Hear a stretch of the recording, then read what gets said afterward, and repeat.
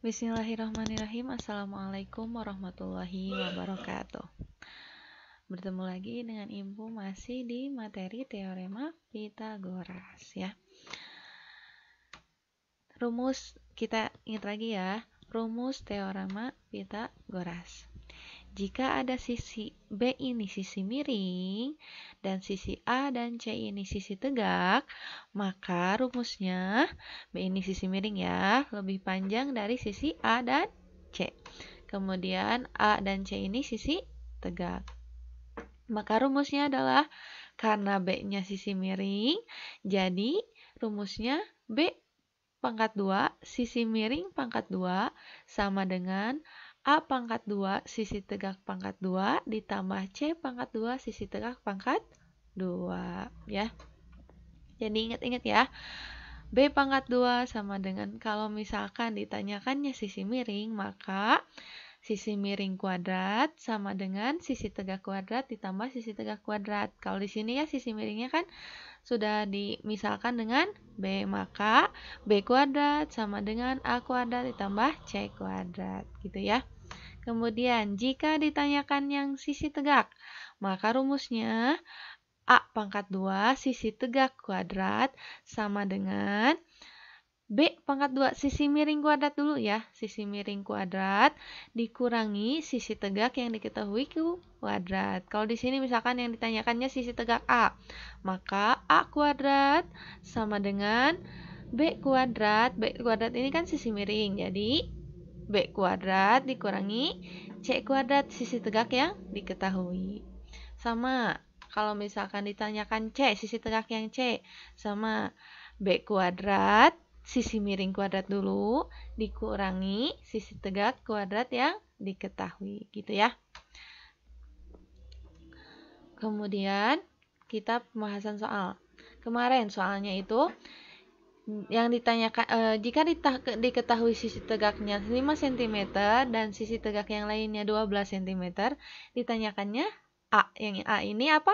Sisi miring. Tadi kalau rumusnya sisi miring berarti sisi miring kuadrat sama dengan sisi tegak kuadrat ditambah sisi tegak kuadrat. Jadi kalau misalkan ditanyakannya sisi miring berarti ditambah.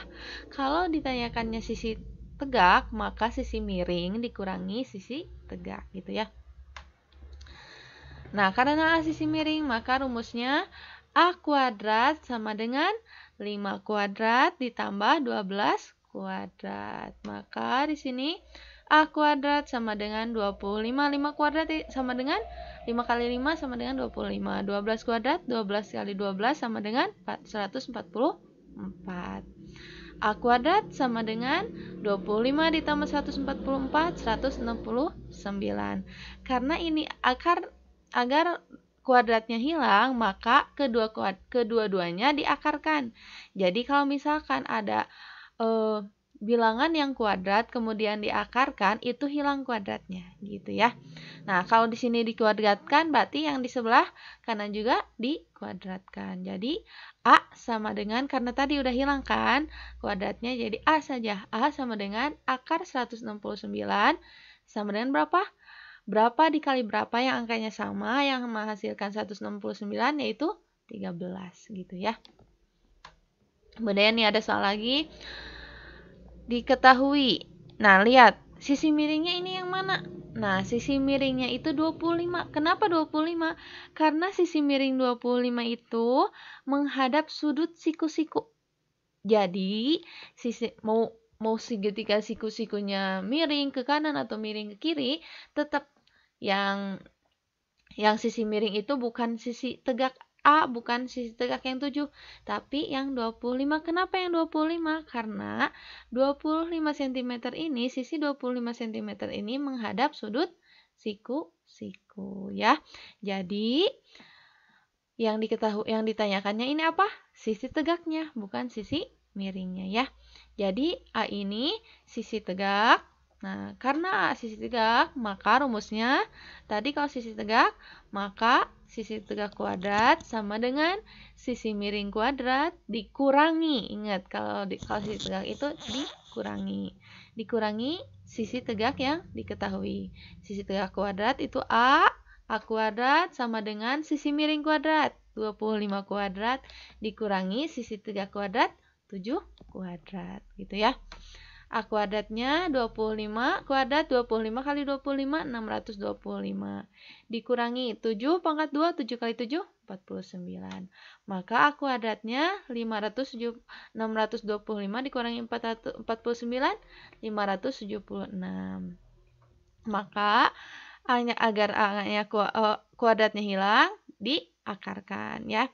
A-nya sama dengan akar 576 berapa? 24 cm gitu ya.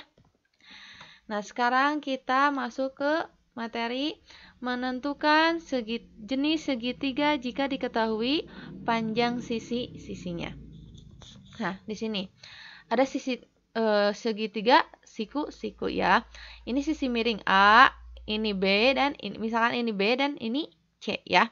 Maka rumusnya kalau diketahui sisi miring maka untuk siku-siku berlaku sama dengan ya. Jadi untuk siku-siku pasti sisi miring kuadrat itu sama dengan sisi tegak kuadrat ditambah sisi tegak kuadrat yang lainnya. Jadi sisi miring kuadrat itu pasti hasilnya itu sama dengan penjumlahan sisi tegak kuadrat ditambah sisi tegak kuadrat gitu ya. Jadi untuk segitiga siku-siku rumusnya A kuadrat sama dengan B kuadrat. A kuadrat itu sisi miring kuadrat sama dengan sisi tegak kuadrat ditambah sisi tegak yang lainnya kuadrat gitu ya. Nah, di dalam segitiga siku-siku ada triple Pythagoras. Apa triple Pythagoras itu? Di mana 3 bilangan asli yang memenuhi panjang sisi segitiga siku-siku ya. Nah, dan bilangan terbesarnya itu merupakan sisi miring atau hipotenusa. Contoh nih, kalau misalnya di sini sisi tegaknya 3, di sini sisi tegaknya 4, maka di sini pasti 5. Coba hitung ya. Misalkan di sini 3. 3 itu berapa? 3 pangkat 2 berapa? 9. 4 pangkat 2 16. 9 tambah 16 9 tambah 16 25. Akar dari 25 berapa? 5. Jadi kalau di sini 3, di sini 4, maka di sini 5. Kalau di sini 5, di sini 12, maka di sini 13. Itu yang dinamakan triple Pythagoras gitu ya. Kemudian 2 segitiga lancip. Nah, segitiga lancip ini jika A kuadrat, kan kalau tadi segitiga siku-siku itu sisi miring kuadrat itu sama dengan penjumlahan sisi tegak kuadrat ditambah sisi tegak kuadrat yang lainnya. Sekarang, apabila dalam segitiga lancip tidak berlaku sama dengan, nah maka kalau di segitiga lancip ini A kuadrat itu lebih kecil hasilnya. Jadi sisi A ini, A kuadrat ini pasti lebih kecil hasilnya dari penjumlahan B kuadrat ditambah C kuadrat, begitu ya. Jadi untuk segitiga lancip A kuadrat ini pasti hasilnya lebih kecil dari penjumlahan B kuadrat ditambah C kuadrat gitu. Kemudian untuk segitiga tumpul. Untuk segitiga tumpul maka kebalikan dari segitiga lancip. Maka sisi miring A kuadratnya A kuadrat itu lebih besar hasilnya dari penjumlahan B kuadrat ditambah C kuadrat gitu. Paham semuanya ya? Gampang ya? Ulangi lagi. Kalau segitiga siku-siku, sisi miring A kuadratnya itu sama dengan sisi tegak kuadrat ditambah sisi tegak kuadrat. Nah, dan berlaku dalam Pythagoras itu ada triple Pythagoras di mana ini bilangan aslinya itu memenuhi panjang sisi segitiga siku-siku. Dan nilai terbesarnya itu adalah sisi miringnya ya. Yang contohnya itu 3, 4, 5. Kalau ada sisi tegak 3, sisi tegak 4, pasti sisi miringnya 5. Kalau misalkan sisi miringnya 5, ini sisi tegaknya 3, berarti di sini pasti 4 gitu. Kalau di sini 5, di sini 4, pasti di sini 3 gitu ya. Paham ya? Kemudian segitiga lancip. Nah, apabila sisi miring lebih besar, lebih kecil dari penjumlahan sisi tegaknya, maka